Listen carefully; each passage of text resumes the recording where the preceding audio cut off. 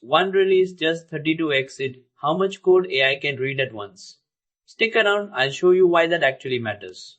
Kimi just shipped a 256,000 token context window, large enough to hand it an entire mid-size code base in one go.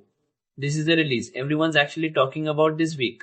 Say a bug spans two files. The model checks chunk 3, finds nothing, and never sees chunk 8 where the real cause lives.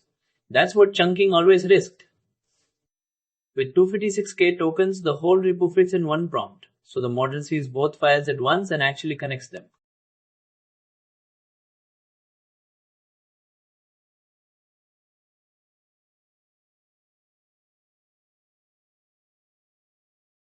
On retrieval benchmarks, it holds above 90% accuracy, even at the full 256k length.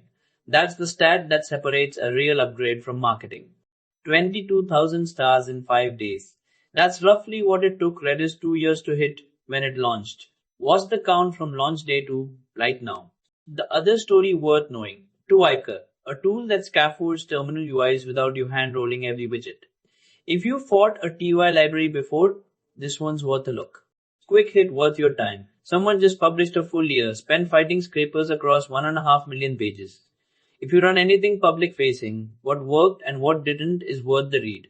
I made this mistake myself, buried a hard constraint in the middle of a huge prompt, and the model skimmed right past it. Put anything critical at the very start or the very end. Here's the trick. None of this changes what gets you through an interview. Loops and data flow are still what these tools sit on top of. Clean. Learn that first, let the new tooling speed you up second. Bigger context windows and new tools are great, but fundamentals still decide who gets the offer. Sorting algorithms are confusing. Sorting me into your subscriptions isn't.